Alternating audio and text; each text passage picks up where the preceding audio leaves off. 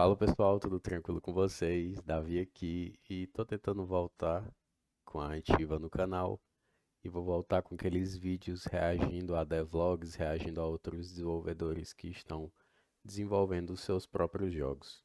E o YouTube me recomendou esse vídeo aqui do Leozer que parece ser muito interessante, onde ele está fazendo um jogo de terror que se situa no Brasil e o principal, né? O jogo ele conta com gráficos de PS1, que são aqueles gráficos 3D bem pixelados, aquela coisa bem interessante. Então, vou estar assistindo esse vídeo aqui com vocês e vou estar deixando as minhas opiniões sobre tudo que está se passando no vídeo. Vamos lá. Já faz um tempinho que eu tô querendo aprender a fazer uns modelos 3D um pouco mais retrô. Tipo uns negócios meio de PS1 mesmo. É algo extremamente nostálgico. Só de tu bater o olho nesses gráficos, tu vê que é uma coisa completamente original, tipo Barra do Bigo, Kombi, um visual bem de favela, mesa da escola, bem bar mesmo. Então, tipo, é uma coisa muito original e, tipo, coisas originais cativam muito, principalmente os brasileiros. Pra mim, mesmo não sendo muito da minha época, né, porque eu nasci em 98. Então eu pensei, bom, por que não fazer um cenário pra aprender a fazer esses modelos? Um cenáriozinho que pode ou não acabar virando um jogo depois. Então nesse vídeo eu vou explicar como eu montei todo esse cenário do zero. Primeiro eu comecei tentando fazer uma caixa simples de madeira. Pra fazer modelos nesse estilo não é só ter polígono baixo, você também precisa ter uma textura bem pequena, então até no máximo 256 por 256. Só que a Unreal tenta fazer a textura ficar mais lisa, e isso faz ela ficar meio borrada e perde esse detalhe dessa pixelação dela. Então, para ter os pixels aparecendo sem filtro nenhum, o que você pode fazer é alterar algumas configurações da textura dentro da Unreal para falar para ela assim, ó, eu não quero filtro nenhum, deixa a textura o mais crua possível. Isso já vai fazer ela ficar bem mais fiel e muito mais pixelada. E tá aí o resultado. Eu acho bem interessante essa parte das texturas, porque são todas configurações de compressão, né? Configurações que a pessoa muda na interface do editor da engine que ela está usando. No caso da Godot, é possível ter esses resultados reduzindo a viewport, que é a janela na qual o jogo está sendo renderizado, mas geralmente esses efeitos pixelados em objetos 3D para dar a impressão de que é um jogo de PS1 é feito com shader na Godot. Inclusive lá no Godot Shaders, no site do Godot Shaders, tem esses shaders já implementados e a pessoa pode só trazer eles para dentro da engine. Muito interessante que a Unreal já faz isso de forma nativa. Só mudando as configurações tu tem esse efeito, sem a necessidade de tu precisar de algo desenvolvido por uma pessoa fora da engine. Resultado, ficou horripilante esse negócio. Para fazer esses modelos 3D, tem duas estratégias que você pode fazer e você pode combinar essas duas. A primeira forma é usando mais os UVs do objeto mesmo. Eu acabei de elogiar a Unreal e ele disse que a solução base da Unreal fica ruim. Aí ele passa para usar os UVs, que já é tipo coisa de shader language. Então acaba que tipo ele não fez com shader, pelo que eu tô vendo, mas ele precisou abrir o Blender e no Blender ele precisou fazer essas alterações. Então é como se fosse um shader, né? Ele fez algo externo. E mudando eles em cima de uma textura já feita. Então você tem, por exemplo, uma textura sei lá, de madeira, no caso dessa caixa aí. E aí você pode pegar o UV dessa caixa e colocar ele por cima da madeira, e aí você meio que teria esse detalhe aplicado depois. Porque normalmente a gente faz o objeto, aí a gente corta o UV desse objeto, e aí dentro do Substance você vai para pintar, para criar esse material, né, essa textura. Mas para esse caso aqui, você pode simplesmente já ter uma textura feita, e aí você só pega o objeto e coloca ele por cima, porque o objeto é muito mais simples, então é bem mais fácil de trabalhar com os UVs dele. Agora, para o segundo método é onde eu fiz a maior parte desses assets aí, que é usando um negócio chamado Stencil. E para isso você começa fazendo o modelo normalmente, e aí depois você pode pegar, por exemplo, alguns PNGs na internet, né, em sites de textura gratuitos que tem por aí, e você consegue usar esses PNGs para meio que carimbar o seu objeto 3D com essa textura.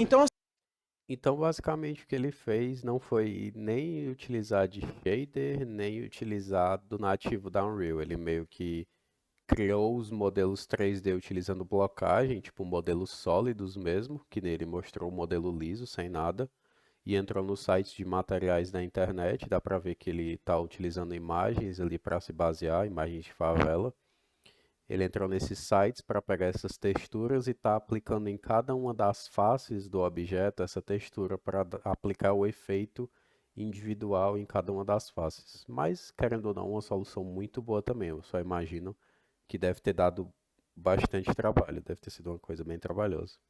Assim você pode adicionar detalhe aonde você quiser. Então, por exemplo, se eu tenho uma casa antiga de PS1, eu posso pintar uma porta simplesmente usando esse carimbo. E isso é muito útil não só para fazer esses assets antigos, mas para coisa de hoje em dia também. Por exemplo, tem uma construção no Defender Bros que é como se fosse uma parede de energia e tem dois pilares dos lados ali dessa parede, e eu queria ter um símbolo de meio que um aviso, né? Tipo aquele símbolo de exclamação.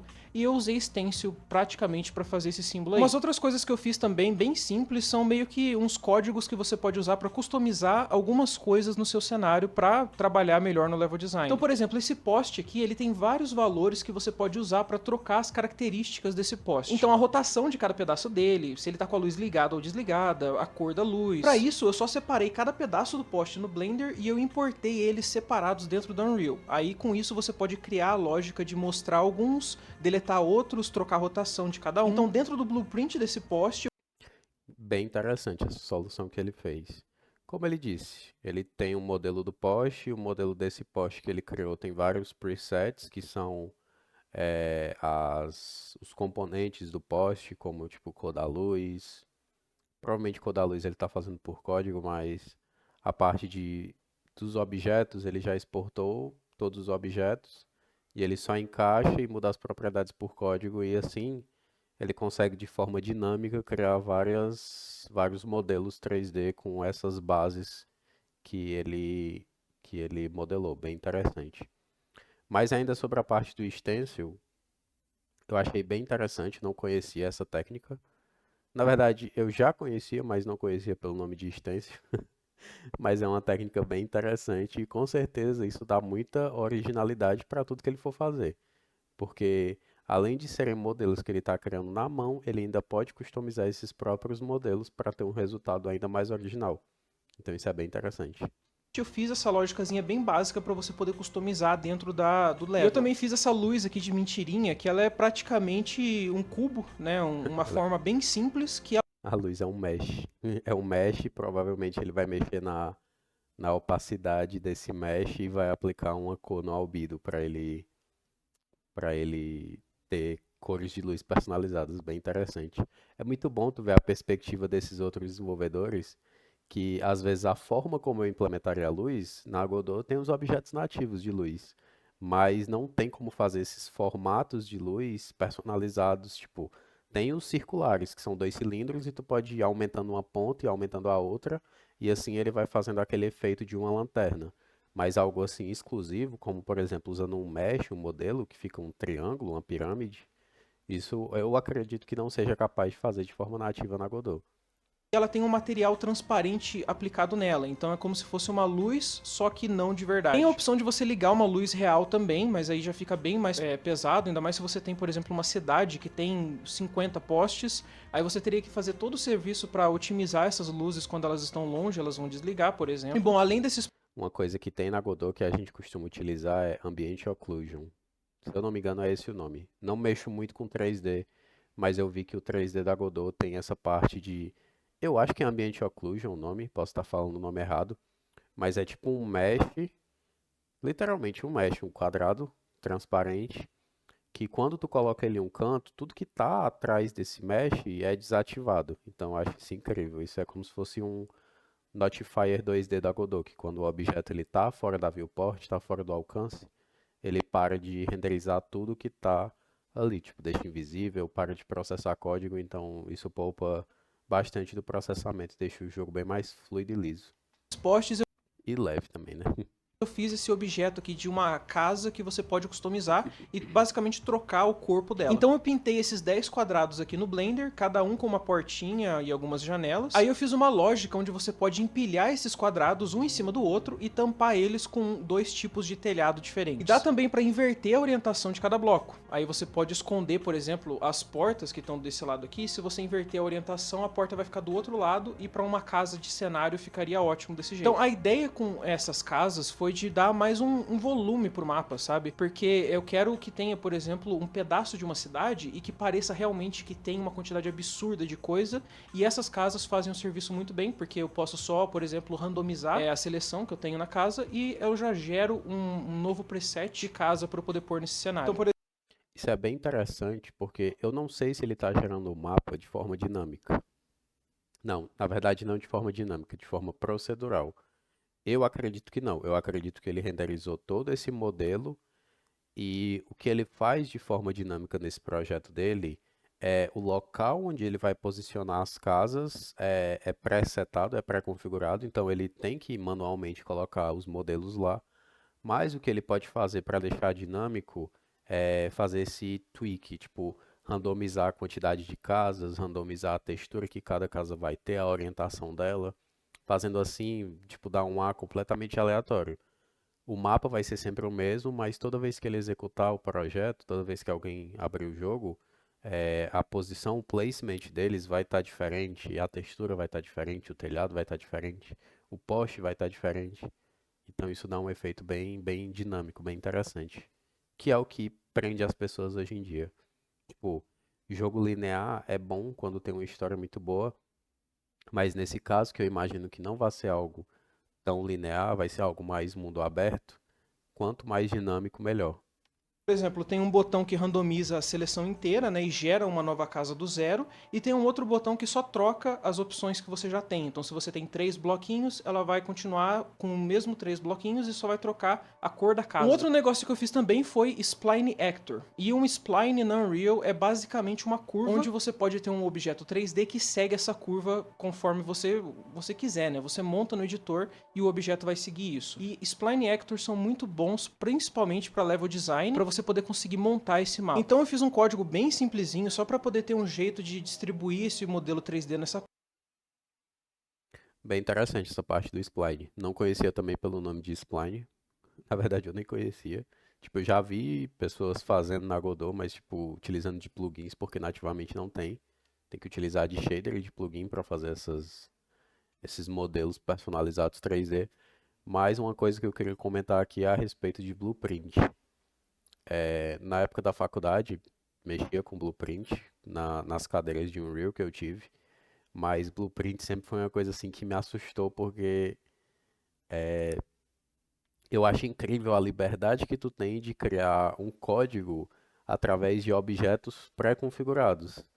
Porque quando tu está desenvolvendo uma lógica, tu tem tipo 10, 20, 30 formas diferentes de criar uma lógica. Mas na minha cabeça, trabalhando com Blueprint, tu fica bem mais limitado porque é tudo pré-configurado. Então, tipo, eu fico um pouco assustado com Blueprint. Provavelmente, se eu fosse mexer com a Unreal, eu utilizaria do C++. Apesar de que C++ é uma linguagem de programação bem complexa comparado à que eu uso. Mas provavelmente eu utilizaria do C++ porque eu gosto de ver código. Curva aí. O legal de Spline Actors também é que fica muito mais rápido para você fazer o level design. Então, por exemplo, esses postes, eu queria ter uns cabos passando pelos postes, certo? Então eu montei um Spline Actor, eu coloquei o modelo 3D dos cabos e eu fui passando os cabos de poste em poste muito mais fácil do que se eu tivesse que jogar o modelo 3D e escalar ele para encaixar nos dois postes. É muito mais simples usar um Spline Actor. E o bom de ter isso em um ator que você pode trocar o modelo 3D é que dá para usar isso para outras coisas, tipo essa cerquinha aqui perto do bar do Bigo. Bom, Muito massa, muito interessante. Eu acho engraçado que na Unreal eles meio que não chamam objetos de objetos, né? Eles chamam objetos de actors, porque é o termo comercial que já foi, como é que eu posso dizer? O termo comercial que já foi consolidado pela Unreal. Então eles utilizam do nome de actors. Da mesma forma que cenas herdáveis ou objetos herdáveis, que a gente chama na Godot, na Unity eles chamam de prefabs. São termos assim que mudam de uma engine para outra. Eu acho isso bem interessante, que cada uma tem a sua linguagem comercial. a coisa mais difícil de fazer nesse mapa inteiro foram os carros, porque, né, é um objeto muito mais complicado de você fazer. E eu acho que dá pra ver que eu tive trabalho fazendo os carros só de olhar pra eles. O primeiro de todos foi esse protótipo de Fusca aqui. Nessa parte aí, o mais importante é ter Eu acho engraçado porque assim, ele falou que a parte mais difícil de desenvolver foram os carros. E deu pra ver que tinha uma Kombi, um Fiat Uno e um Fusca.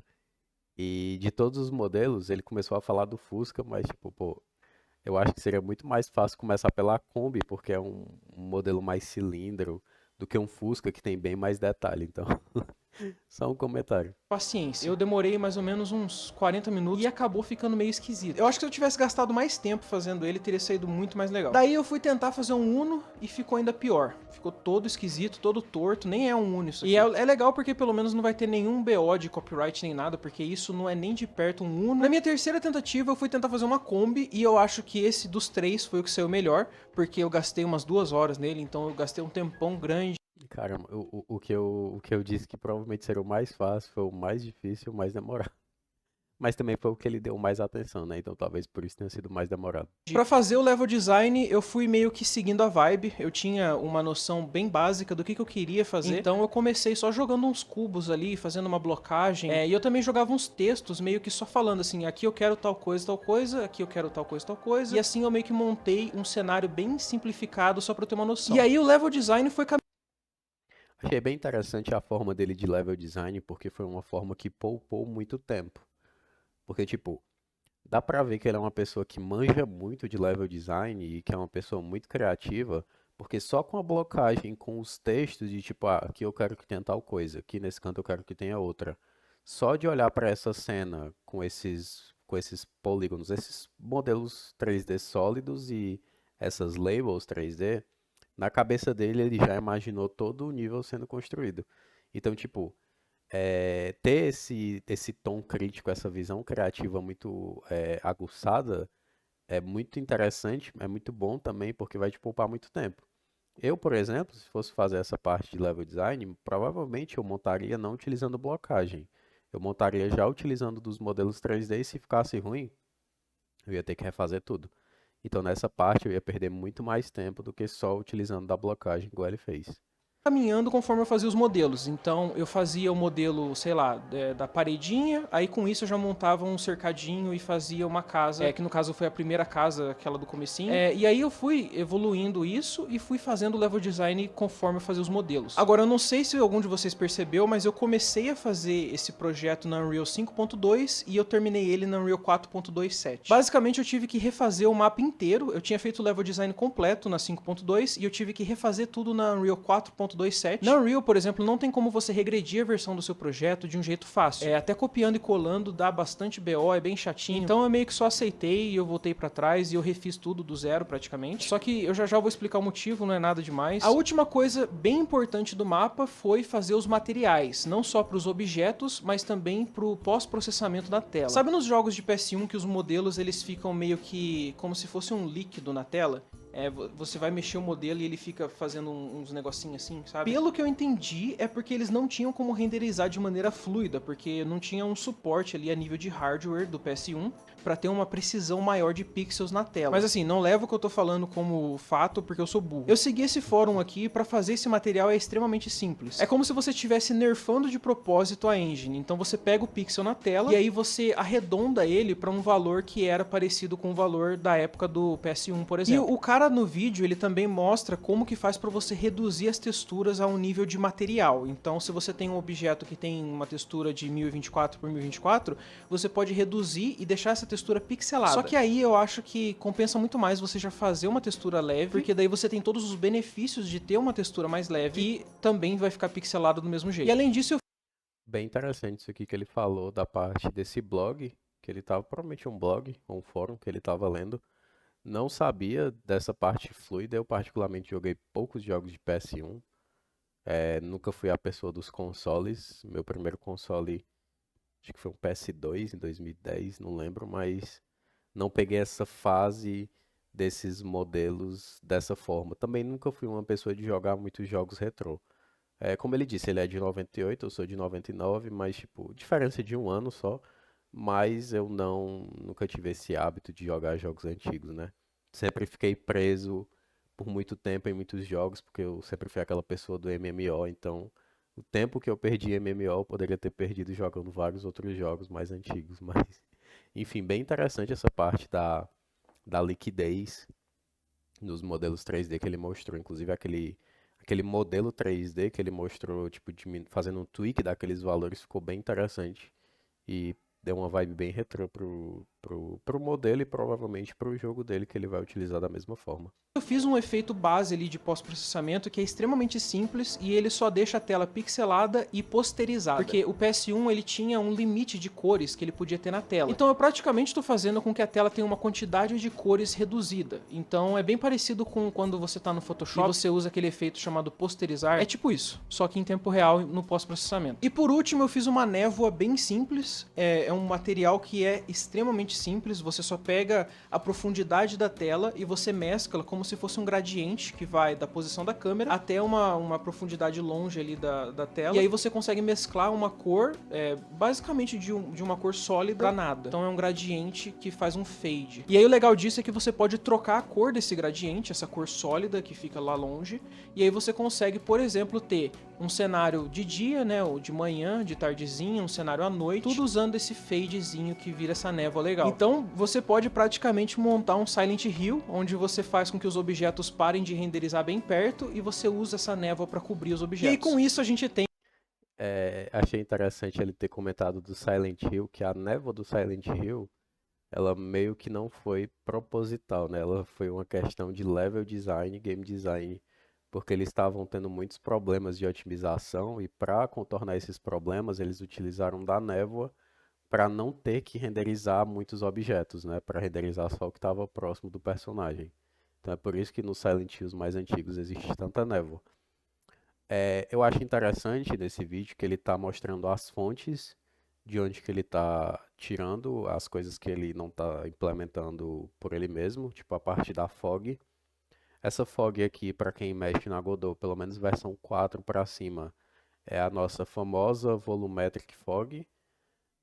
Não tem esse tom original que ele está trazendo aqui, mas é uma fog volumétrica, então fazendo o tweak correto dos valores dá para ter um resultado bem parecido com isso, de forma nativa, sem a criação desse material. Acho que é material que ele está utilizando, é porque ele está mostrando os blueprints, mas o código do blueprint eu imagino que seja o mesmo código do material. Então dá para ter esse efeito só de forma nativa na Godot. Tem o resultado final. Dá pra pôr um player com uma lanterninha andando por aí, ou até um manequim da Unreal com esse material de PS1 aplicado correndo pelo mapa. Claro que fica esquisito, porque o manequim da Unreal ele tem uma animação muito mais fluida do que um personagem de PS1 teria, mas ainda assim é bem legal ver ele respirando e aquele efeito lá do líquido aplicado nele. Mas o que eu vou fazer agora com esse mapa? A ideia original era de fazer só pra aprender mesmo, porque eu tô curtindo muito jogos antigos e eu tô realmente querendo muito aprender a fazer esse estilo de gráfico, né, esse estilo de modelagem. Então eu realmente queria dar uma treinada e aprender como é que isso tudo funciona. Mas uma outra ideia que eu tive também é de aprender a fazer e depois vender esse asset pack na loja. Esse asset pack vai vir com tudo que eu mostrei nesse vídeo, então os posts. Tá querendo lucrar, né, danadinho? Certo ele, sinceramente, porque pela forma como ele está desenvolvendo esse asset pack, entre aspas, que ele criou, esse modelo, pela forma como ele está criando, é algo bem original. E eu imagino que por ele estar criando algo assim e ter pensado em comercializar, é algo que não existe de forma nativa, não de forma nativa, né? Algo que não existe na Asset Library da Unreal. E assets bem feitos, igual esse que está fazendo, igual esse que ele está fazendo, geralmente vendem muito bem. E grande parte das pessoas que utilizam da Unreal vendem as coisas em dólar. Eu acho que na verdade tudo da loja da Unreal, da Asset Library, é vendido em dólar. Utilizar o caso do famigerado 171, que é um jogo que basicamente pegou vários prefabs, vários assets da loja, mesclou todos esses assets e criou a base daquele jogo só com coisas da loja. E, tipo, tem várias coisas lá que eles compraram, como céu, materiais de céu, essas coisas que é, tipo, 300, 400, 500 dólares. Então, tipo, eu imagino que se ele for vender esse asset pack aqui por 50, 100 dólares, tranquilamente ele vende para muita gente. Porque muita gente gosta de criar esses jogos retrô, né? Principalmente devs indie. Como a gente, desenvolvedor independente, não tem tanto escopo, não tem como fazer jogos AAA, jogos muito grandes, a gente geralmente opta por coisas mais originais e coisas mais retrô. Então, com certeza vai ter muita gente, provavelmente até empresas grandes que querem trazer essa ambientação mais antiga para jogos mais modernos e atuais, vai estar usufruindo e comprando desse plugin dele. Achei bem interessante essa ideia dele, porque não impede ele de criar um jogo, porque como ele vai estar sendo o pioneiro desse plugin, o jogo dele, ele lançando como o primeiro jogo, vai ser algo bem original. E além do jogo, ele vai lucrar com um asset pack vendendo esse pacote na biblioteca de assets da Unreal. As casas e os efeitos de pós-processamento. Eu não sei se vocês ficaram sabendo, mas o Fab tá vindo aí. E o Fab, ele é como se fosse uma mega loja que a Epic tá montando. E ele vai mesclar todas as outras grandes lojas que a Epic comprou. Então, o Sketchfab, ArtStation e a Marketplace da Unreal, né? Então, eles vão juntar todas essas lojas, vão fazer uma mega loja que vai dar suporte pra Unity também, Godot, eu acho, né? Por enquanto, acho que não tem Godot, mas no futuro vai ter Godot também. Então, Deus lhe ouça. Tomara que tenha Godot mesmo. A gente precisa de um asset library. a minha ideia é vender isso como um asset pack para quem quiser comprar. Então, se vocês estiverem a fim de fazer um jogo de terror ou algum protótipo e tal, ou até usar esses assets e montar A escadinha no Uno. um outro mapa diferente do jeito que você quiser, você pode comprar meu asset pack e fazer isso. E foi por isso que eu tive que reduzir a versão da Unreal, porque na 5.2 não é muito acessível, não vai ter tanta gente assim que vai poder comprar um asset pack, porque às vezes o projeto dele está na 5.1, ou na 5, ou na 4.27. Então, ainda mais por causa desse asset pack ser bem retrô e tal, eu quis trazer ele para Unreal 4.27 para ser mais acessível, para que bastante gente consiga usar ele. E eu já criei a listagem desse meu asset pack lá no Fab, só que a plataforma ainda não lançou, e pelo que eu vi parece que vai lançar em outubro agora. Então assim que a plataforma lançar, esse meu asset pack já vai estar lá para vender se você quiser comprar. Se vocês quiserem que eu faça tipo um monstro, ou eu adicione algumas mecânicas de gameplay nesse mapa aí, deixem nos comentários. E bom, semana que vem eu vou lançar o meu jogo na Steam, então se você ainda não viu Defender Bros, dá uma olhada nesse vídeo aqui. E não esquece de pôr o jogo na lista de desejos, ele vai lançar dia 2 de outubro. E é isso aí, valeu! Tomando um ad aqui no final do vídeo. Não um ad do vídeo dele, né? Porque o ad do vídeo dele tá no total direito. Um ad aqui do YouTube mesmo. Achei bem interessante esse vídeo dele. Eu só não achei. Ah, tá aqui o jogo dele, ó. Provavelmente o jogo dele ainda não lançou. De quando é esse vídeo? 5 meses atrás, é de setembro. Ó, bem interessante o jogo. Comatose. Ué.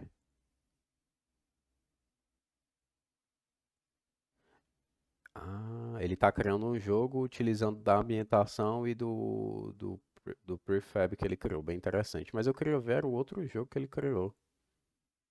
O Defender Bros. Tá aqui. Muito positiva, 55 análises. Então eu imagino que pelo preço desse jogo que ele tá vendo aqui, ele já deve ter feito uns 15 mil reais com esse jogo. Então, bem interessante. Vou estar adicionando. Cadê? Ó, ele tá participando do Made in Brasil, que os meus jogos também estão participando. Mas eu vou adicionar aqui na lista de desejos para futuramente estar dando uma força e uma moral aí pro cara. Bem interessante o vídeo do Léo aqui. Vou me inscrever no canal dele. Já deixei o like. Então me contem aí o que é que vocês acharam desse vídeo. Tô achando bem interessante. Deu pra ver que esse Comatose é um jogo que ele tá fazendo a partir dessa ideia que ele teve. Então muito massa. Contem aí nos comentários o que é que vocês acharam desse plugin. E se vocês acham que dá pra fazer algo parecido assim na Godot. Lembrando de deixar o like, o link do vídeo dele e o link do jogo vão estar aí na descrição e no primeiro link fixado. Lembrando que esse vídeo é um oferecimento a todos os membros do canal, então quem puder, considere se tornar membro do canal, vai estar ajudando bastante na criação de novos conteúdos. Link de todos os meus jogos vai estar aí no primeiro link da descrição, também na minha Linktree. Era isso para esse vídeo. Forte abraço e até a próxima. Valeu!